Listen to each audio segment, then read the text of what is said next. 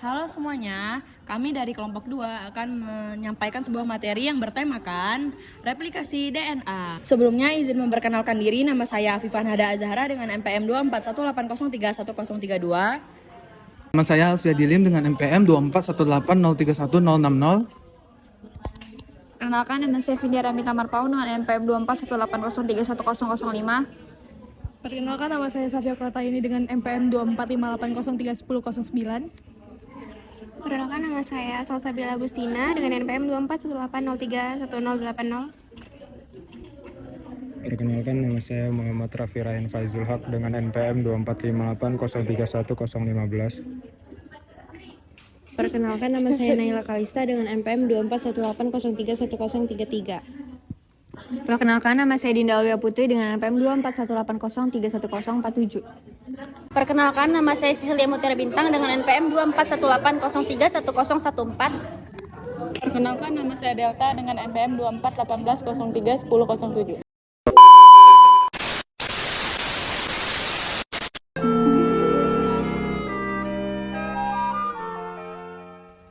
Replikasi DNA adalah proses penggandaan DNA baru menggunakan DNA yang telah ada. DNA perlu digandakan untuk mempersiapkan terjadinya pembelahan sel, karena tiap sel yang baru terbentuk akan memiliki kopian DNA yang sama. Replikasi membutuhkan bantuan dari beberapa enzim untuk membuka rantai DNA, membentuk DNA baru, dan menggabungkan DNA yang terbentuk. Model mengenai proses replikasi DNA ada 3. Yang pertama yaitu model konservatif. DNA induk menghasilkan DNA yang baru secara utuh. Yang kedua yaitu model semi-konservatif. DNA induk menjadi 2 buah rantai, masing-masing rantai membentuk DNA baru. Dan yang ketiga yaitu model dispersif. DNA induk menjadi rantai yang terputus-putus, masing-masing rantai membentuk DNA baru. Berikut ini adalah enzim dan protein yang mengambil bagian dalam mekanisme replikasi DNA. Yang pertama adalah DNA girase. Enzim girase ini membuat potongan dalam struktur heliks ganda DNA dan memisahkan masing-masing pihak. Yang kedua, helikase. Enzim ini mengurai molekul DNA untai ganda. Dan yang ketiga adalah strand tunggal binding protein. Ini adalah protein kecil yang mengikat sementara untuk setiap sisi untai untuk menjaga mereka tetap terpisah satu sama lain. DNA polimerase. Enzim ini berjalan ke untai DNA menambahkan basa nukleotida ke setiap helai, juga mengoreksi DNA baru. Dan yang terakhir adalah DNA ligase. Enzim DNA ligase menutup fragmen menjadi untai yang kontinu. Replikasi DNA memiliki alur mekanisme yang terdiri dari beberapa tahapan utama. Yang pertama ada inisiasi, yaitu tahap awal di mana proses dimulai. Yang kedua ada elongasi, yaitu perpanjangan dari rantai utama. Yang ketiga ada primer dan ligasi, di mana primer ditempelkan dan rantai dihubungkan. Selanjutnya ada proofreading, proses pengecekan kesalahan untuk memastikan akurasi. Yang terakhir ada finalisasi, sebagai tahap akhir dari proses ini. Replikasi DNA juga memiliki 3 tahapan utama dalam proses translasi, yaitu inisiasi, elongasi, dan terminasi. Pada tahap inisiasi, ribosom bergabung dengan mRNA di kodon start AUG. Tahap elongasi tRNA membawa asam amino yang sesuai dengan kodon mRNA, membentuk rantai polipeptida. Yang ketiga, pada tahap terminasi, proses translasi berhenti ketika ribosom mencapai kodon stop, dan rantai polipeptida dilepaskan untuk membentuk protein. Proses ini penting dalam sintesis protein yang terjadi di dalam sel. Yang pertama, inisiasi. RNA polimerase memecah sebagai molekul DNA yang berisi segmen-segmen berupa gen. Dalam gen, terdapat bagian ujung yang disebut promoter dan terminator. RNA polimerase akan bergerak dari bagian terminator ke promoter untuk memecah DNA. Jika RNA polimerase telah berhasil di bagian promoter, maka proses inisiasi ini telah selesai. Yang kedua, elongasi. Pada tahap elongasi dari translasi ini, asam-asam amino ditambahkan satu persatu pada asam amino pertama. Tiap penambahan melibatkan partisipasi beberapa protein yang disebut faktor elongasi dan terjadi dalam siklus 3 tahap, yaitu pengenalan kodon, pembentukan ikatan peptida, dan translokasi. Mekanisme yang ketiga adalah primer dan ligasi, yaitu menghasilkan primer RNA sebagai titik awal Lalu, DNA polimerase mengganti primer dengan DNA, dan ligase menyambungkan fragmen Okazaki. Kemudian, mekanisme yang keempat adalah proofreading, yaitu DNA polimerase memperbaiki kesalahan dengan memeriksa pasangan basa dan memperbaiki jika terjadi kesalahan. Selanjutnya ada tahap finalisasi. Hasilnya adalah 2 molekul DNA yang identik. Masing-masing terdiri dari satu untai asli dan satu untai baru atau replikasi semi-konservatif.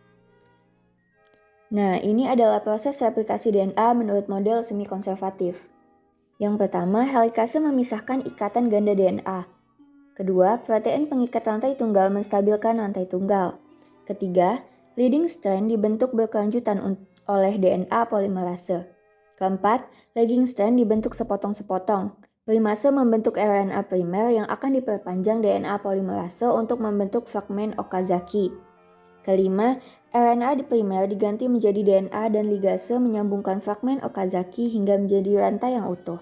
Nah, jadi selanjutnya jadi helikase itu enzim yang berperan dalam pentingnya proses replikasi DNA dan transkripsi RNA. Nah, fungsi utamanya itu adalah untuk membuka dan memisahkan untai-untai DNA yang saling terikat, sehingga memungkinkan enzim lain seperti DNA polimerase untuk mengakses dan menyalin informasi genetik. Nah, jadi dia itu bergerak dari arah 3 ke 5 pada untai DNA awal atau disebut dengan downstream.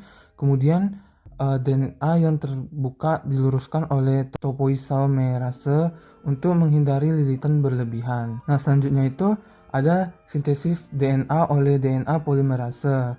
Nah, DNA polimerase ini memulai pembentukan salinan DNA dari promoter ke terminator. Nah, setelah DNA terbuka, enzim lain seperti DNA polimerase dapat mulai menyalin DNA dengan menambahkan nukleotida ke untai yang terbuka. Nah, proses-proses ini sangat penting untuk memastikan replikasi DNA itu akurat dan efisien. Dalam proses replikasi DNA terdapat 2 untai yang disintesis dan salah satunya adalah leading strand atau rantai terus. Rantai ini disintesis secara kontinu tanpa terputus, memungkinkan pembentukan salinan DNA yang efisien.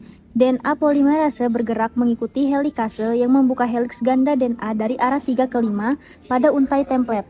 Dengan mengikuti arah ini, DNA polimerase menambahkan nukleotida baru ke ujung 3 dari rantai yang sedang disintesis, sehingga menciptakan untai baru secara terus-menerus.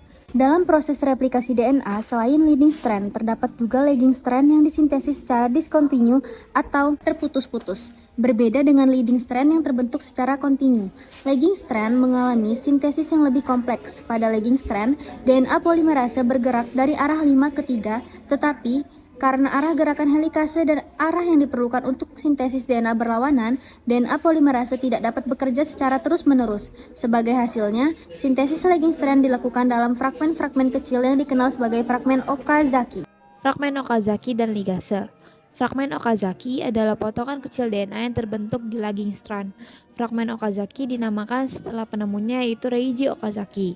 Ligase menyambungkan fragmen Okazaki yang membentuk untai DNA yang utuh. Model-model replikasi. Yang pertama, ada model replikasi konservatif. Model replikasi konservatif adalah teori awal tentang bagaimana DNA menggandakan diri. Dalam model ini, setelah replikasi, satu heliks DNA tetap utuh dengan 2 untai asli, sementara heliks lainnya terdiri dari 2 untai baru.